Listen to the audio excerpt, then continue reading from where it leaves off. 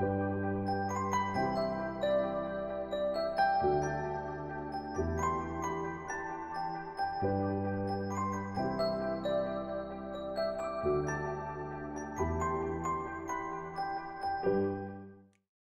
vous retrouve aujourd'hui pour commencer un nouveau vlog qui sera un reading vlog. J'ai décidé de changer un petit peu les formats des updates lecture là pour le mois de juillet et le mois d'août.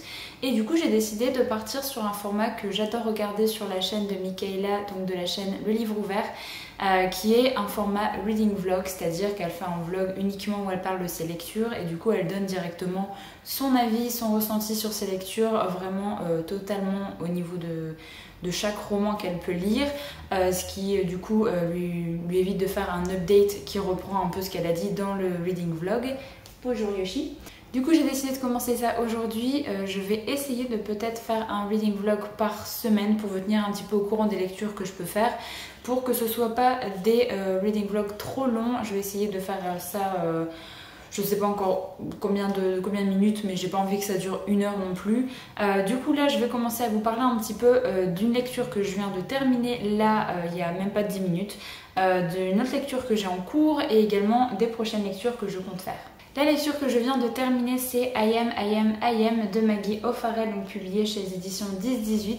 Ça fait un petit moment que ce livre me faisait de l'œil, je l'avais repéré à sa sortie grand format et je ne savais pas forcément de quoi allait parler ce livre-là. Le résumé par derrière est quand même assez intriguant, mais en même temps on ne sait pas forcément de quoi ça va parler. Je ne savais pas si ce livre était tiré d'une histoire vraie, si c'était l'auteur qui racontait l'histoire de quelqu'un, si elle racontait sa propre histoire ou si c'était uniquement des choses qu'elle avait inventées. Et en fait on s'aperçoit que c'est vraiment une histoire vraie, donc on va suivre vraiment ce que Maggie O'Farrell a pu vivre durant sa vie. Vous avez plusieurs passages dans ce roman qui vont être appelés différemment. Donc vous avez là ma fille, vous avez un passage sur les poumons, et voilà, vous avez plein de petites nouvelles, on va dire, qui vont parler de plein de moments de la vie de l'auteur. Et du coup c'est pas forcément au niveau chronologique, c'est pas forcément bien fait. En fait on passe d'une histoire où elle a la trentaine à une histoire où après elle a 20 ans, à une histoire où elle est enfant, enfin voilà, au niveau chronologique tout est un petit peu mélangé, donc il faut faire la petite gymnastique dans sa tête pour essayer de tout remettre à peu près à leur place. Mais j'ai vraiment beaucoup aimé ce roman, je ne m'attendais pas à autant aimer. C'est un roman où elle va vous parler de 17 moments où en fait elle a vu la mort de très près. Des passages qui sont plus ou moins marquants, mais vraiment il y a certaines petites histoires où elle vous raconte des choses qui sont hyper touchantes, des choses auxquelles vous ne pouvez pas forcément rester de marbre. Je ne peux pas forcément vous faire de résumé sur l'histoire parce que c'est vraiment des petites nouvelles, donc il y a vraiment 17 nouvelles à l'intérieur où on va parler de plein de choses différentes. Et c'est vraiment super bien amené, j'ai adoré l'écriture. C'est vraiment une écriture qui est très crue, très incisive en fait. Elle est un peu brute de décoffrage, elle vous dit vraiment les choses comme elles se sont passées pour elle, comment elle les a ressenties à ce moment-là. Et il y a vraiment des choses qui m'ont mise vraiment hors de moi, parce qu'il y a des personnes qui vont intervenir dans ce roman par rapport à sa situation à ce moment T, qui ont eu des réactions qui m'ont complètement mise hors de moi, vraiment. J'ai vraiment beaucoup aimé. C'est vraiment un roman qui est, alors c'est pas un feel good du tout, hein, c'est un contemporain où vous allez vraiment suivre 17 moments très durs qu'elle a dû passer durant sa vie. Et c'est hyper poignant. Je trouve que c'est vraiment très très poignant. Si jamais vous cherchez un roman contemporain qui vous fait ressentir pas mal d'émotions, qui est quand même très bien écrit, foncez, ça se lit vraiment tout seul.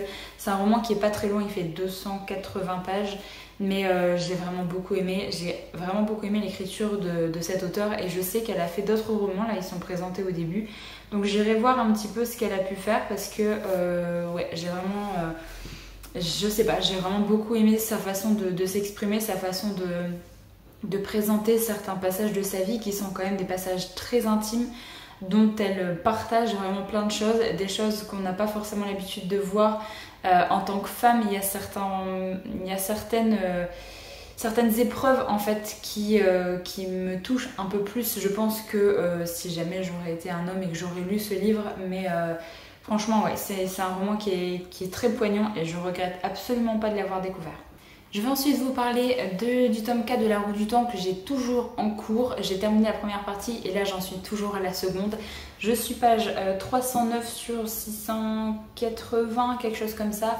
Donc j'avance vraiment pas très vite, mais en même temps c'est quand même un roman qui prend son temps et j'aime bien avoir d'autres choses en même temps. Là j'ai lu I Am en même temps que j'étais en train de lire celui-là.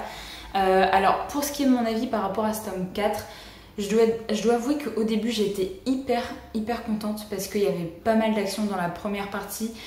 Au début de la première partie surtout, on démarre vraiment sur les chapeaux de roue, on suit pas mal de nos personnages qui sont de nouveau ensemble et du coup ça c'est cool parce que ça faisait un moment qu'ils étaient séparés et j'ai vraiment beaucoup aimé tout ce qui s'est passé dans la première partie là. Ensuite il va se passer quelque chose et on va en apprendre un peu plus sur un peuple qu'on a découvert qui est le peuple des Aiel. Et alors j'aime vraiment beaucoup le fait qu'on sache davantage de choses sur ce peuple là, mais par contre c'est vrai que j'aurais aimé que ce soit amené autrement et que ce soit un petit peu différent en fait de comment ça a été amené là maintenant, mais je suis déjà contente qu'on parle davantage de ce peuple parce que c'est un peuple qui m'intriguait vraiment beaucoup. Et du coup là dans la deuxième partie, alors j'aime bien pour l'instant, c'est un petit peu long, on suit pas mal Perrine dans ce roman en général, mais également pas mal dans cette deuxième partie.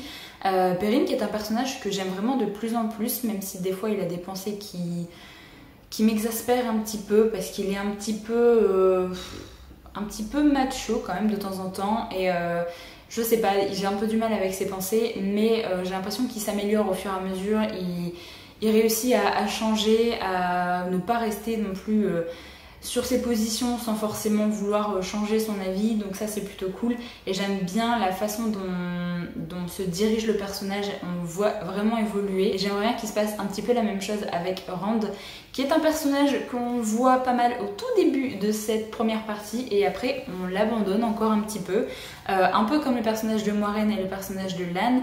On les voit pas forcément beaucoup là dans ce tome 4 et je trouve ça dommage parce que c'est des personnages que j'aime bien et que j'aimerais vraiment beaucoup plus les retrouver.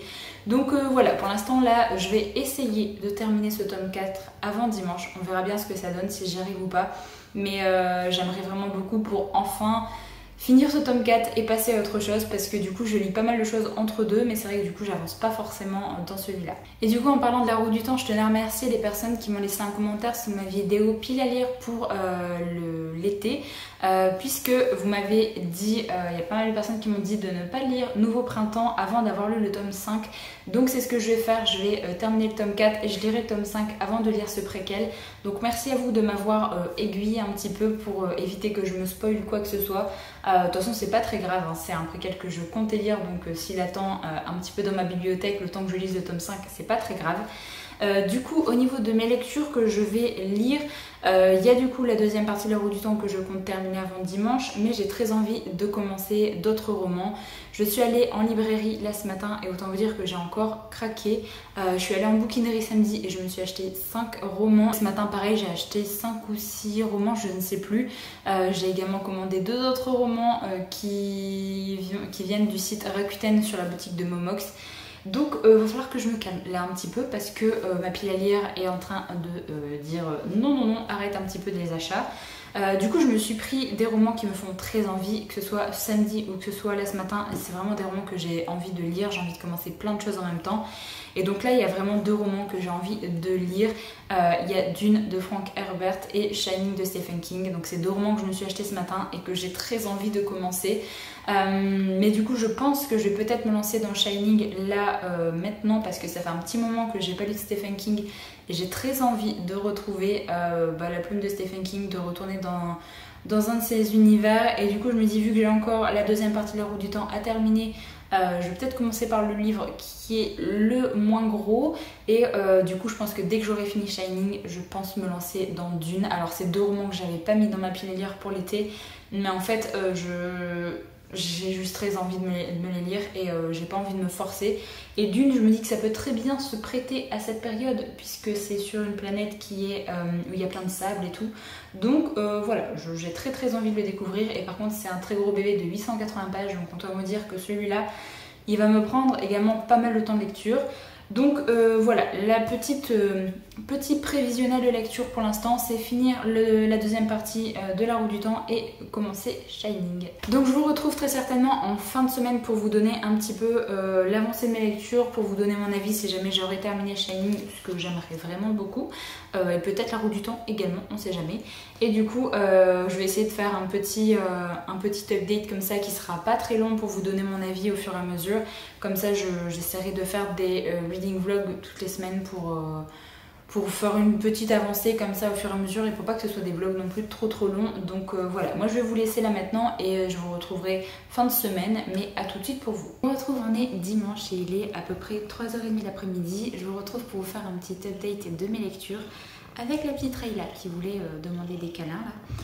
J'ai terminé le 4e tome de La Roue du Temps et j'ai vraiment beaucoup aimé la fin. J'ai vraiment bien aimé parce qu'il se passe beaucoup de choses à la fin. J'ai bien aimé ce qui se passait avec Perrine. Il y a vraiment beaucoup d'actions et pas mal de choses qui rentrent en jeu et j'ai vraiment hâte de lire la suite. Donc grosso modo, c'est vraiment un tome que j'ai vraiment beaucoup aimé. Il y a quand même quelques longueurs au milieu de ce tome là. En fait, ça commence très bien, il y a des petites longueurs et ça finit très bien. Donc voilà, je suis quand même très contente de ce 4e tome et j'ai hâte de lire la suite parce qu'il y a plein de choses qui se mettent en place et du coup j'ai hâte de voir un petit peu vers où ça va nous mener. J'ai ensuite terminé également, enfin j'ai commencé et terminé Shining depuis mercredi, là où je vous en avais parlé. Alors pour cette histoire, je vais faire un rapide résumé pour les personnes qui ne connaissent pas, même si je pense que vous avez soit vu le film, soit déjà lu le livre parce que c'est quand même très connu.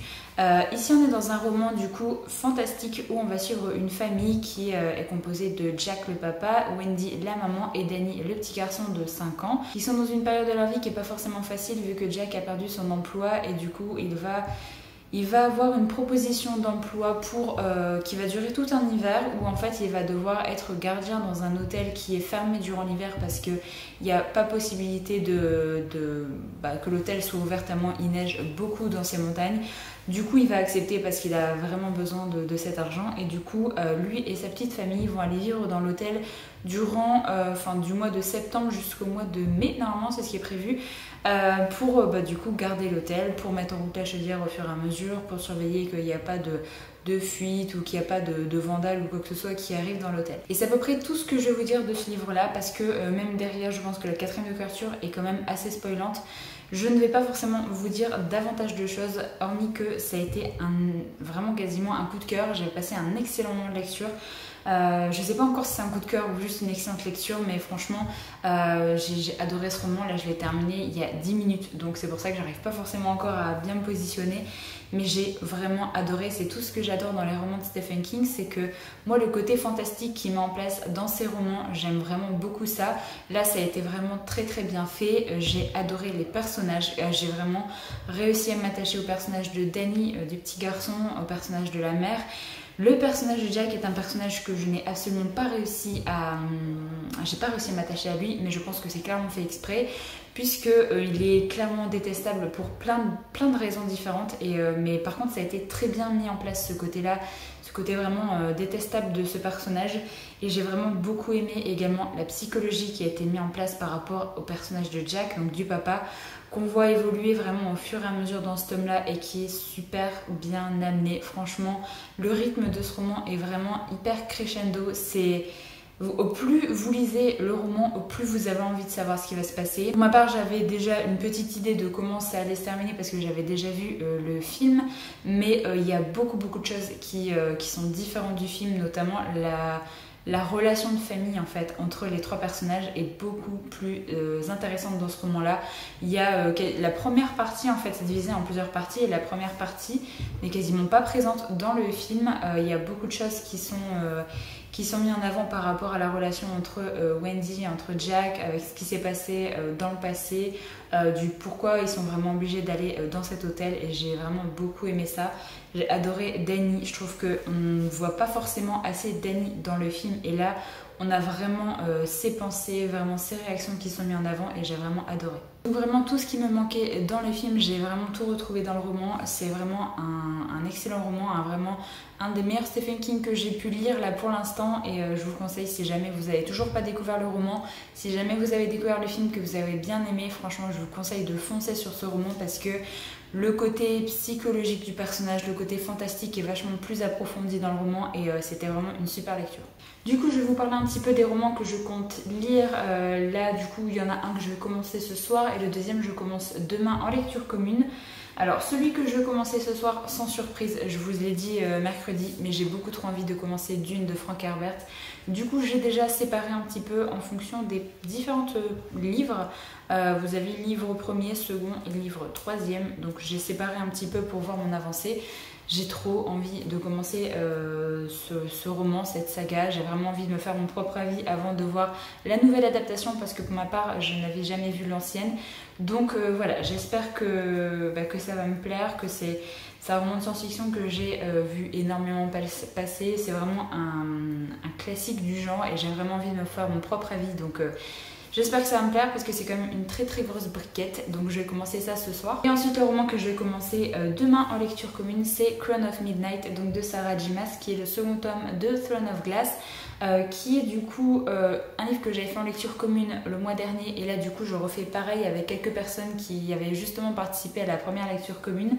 C'est enfin un livre de ma pile à lire de l'été, donc ça c'est plutôt cool. Du coup, on en a déjà discuté, parce que j'ai créé un petit groupe sur Insta. On a découpé un petit peu comme la dernière fois, c'est-à-dire de lire 4 chapitres par jour, donc ça fait environ 15 jours de lecture. Si jamais on a envie, on en lit un petit peu plus, mais c'est vraiment pour essayer d'avoir un rythme comme ça, de lire 4 chapitres par jour, parce que pour ma part, ce sera encore une lecture en VO, donc en anglais, et du coup j'ai pas envie de me forcer à lire en anglais si jamais j'ai pas trop envie tel ou tel jour. Et je me dis 4 chapitres c'est vraiment faisable, ça fait environ 30 pages et des fois moins, donc voilà, c'est clairement faisable de le lire petit à petit. J'ai hâte de retourner dans cet univers, j'ai hâte de poursuivre dans cette saga. Clairement là, par rapport au fait que j'avais déjà lu ce deuxième tome et le troisième tome déjà en français, je n'ai quasiment plus aucun souvenir de cette suite.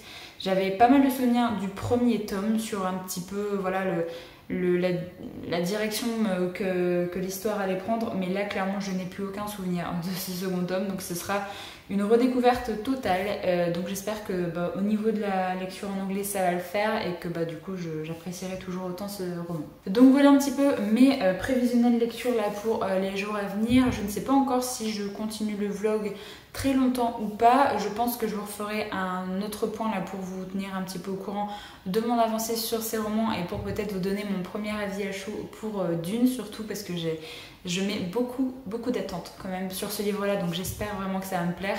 Je sais pas encore si je vais le faire continuer pour le sortir mercredi ou alors sortir le vlog vendredi, je ne sais pas encore.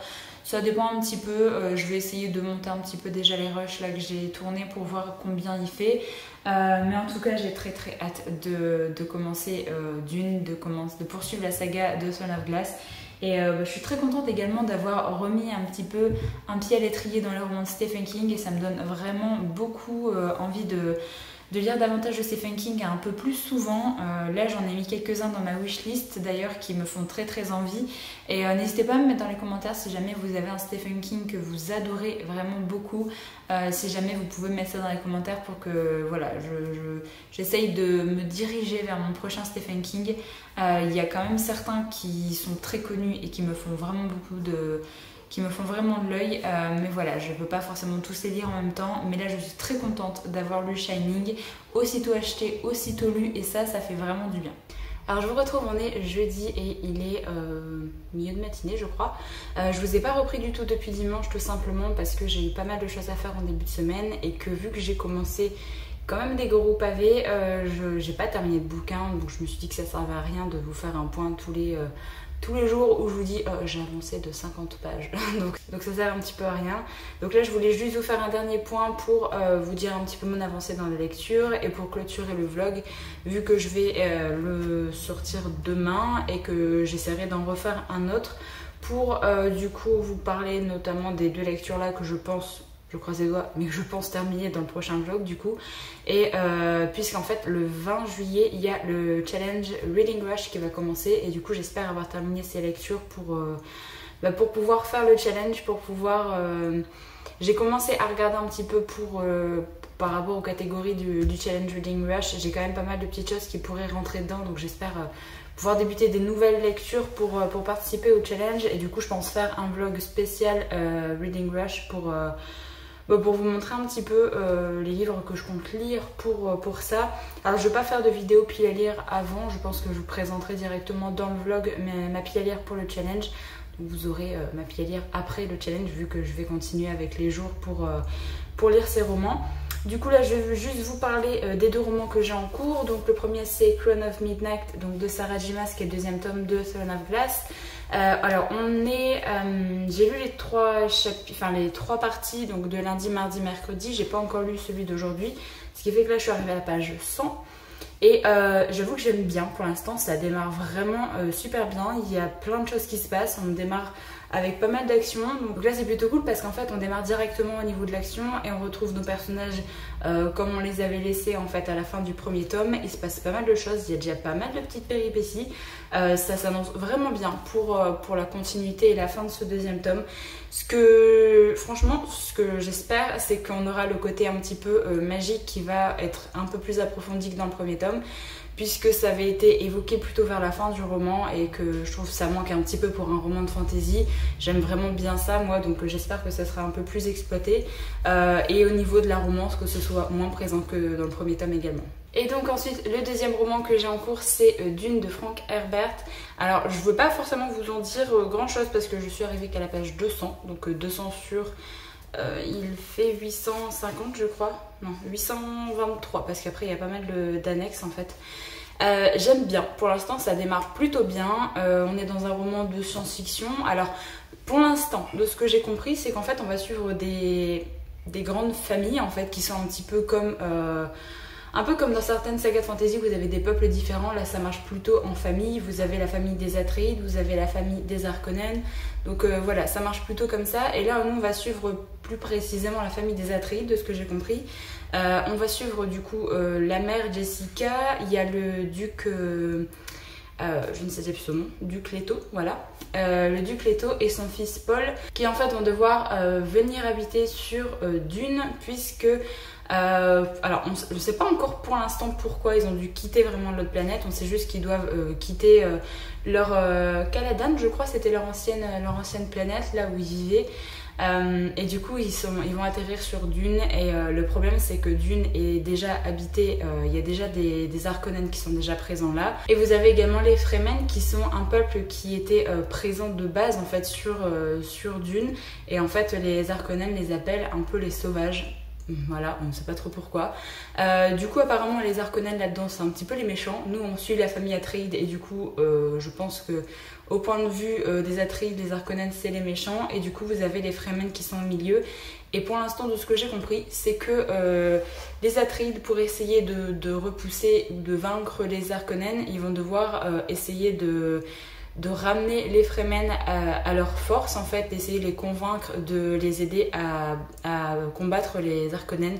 Vu que les Harkonnen traitent les Fremen un petit peu comme de la merde, je pense qu'il y a peut-être moyen qu'ils réussissent à faire une alliance pour essayer de battre leur ennemi commun.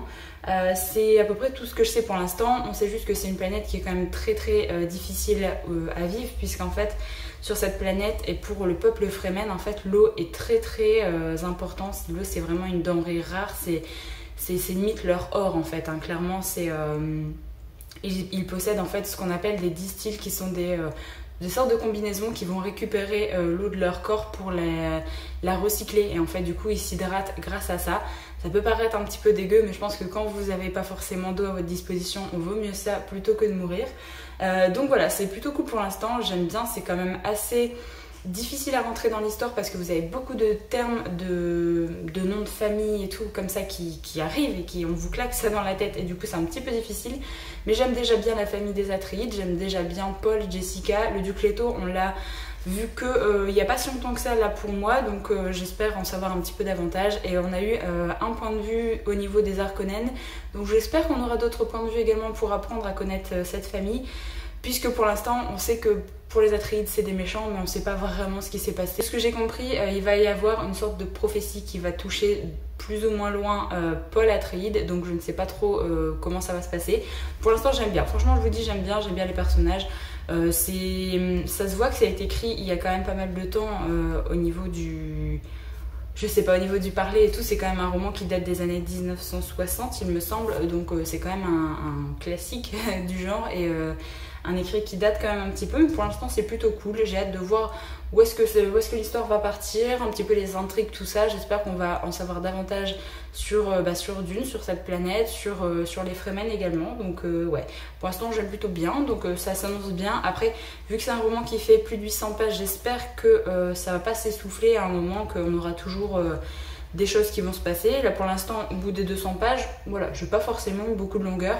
Je trouve qu'on ne décrit pas forcément beaucoup l'univers directement, ça se fait progressivement, mais c'est aussi quelque chose que j'aime bien. Comme ça, on n'est pas gavé d'informations dès le départ. On apprend à connaître un peu les personnages, un petit peu l'univers, un petit peu plein de choses en même temps. Et du coup, ça passe tout seul parce qu'on apprend plein de choses en même temps. Alors comme je vous dis au début, c'est pas forcément facile parce que vous avez beaucoup d'informations au niveau des noms de famille, de plein de choses en fait. Vous avez plein de noms inventés qui sont amenés et qui peuvent du coup être un petit peu déstabilisants au début parce que ça fait beaucoup d'informations à assimiler, mais une fois qu'on a passé ça, il y a quand même l'intrigue et les personnages qui sont assez cool à suivre, donc voilà.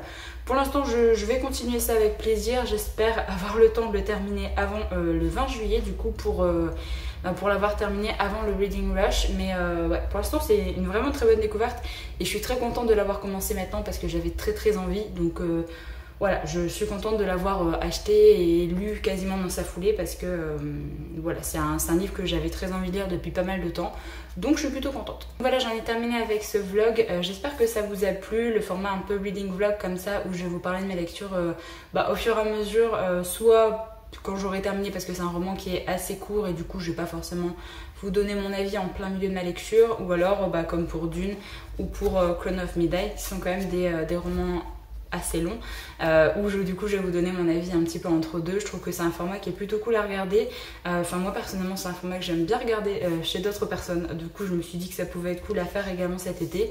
Je vais tester ce format là pour changer un petit peu des updates lecture traditionnelles là, surtout pour cet été, donc j'espère que ça vous a plu. N'hésitez pas à me dire un petit peu vos avis si jamais vous avez lu un des livres que j'ai présenté dans la vidéo, sans spoil s'il vous plaît pour Dune et pour Crown of Midnight parce que j'ai pas envie de me faire spoiler quoi que ce soit. Sur ce, je vous remercie d'avoir regardé la vidéo jusqu'au bout et moi je vous retrouve très bientôt pour une prochaine.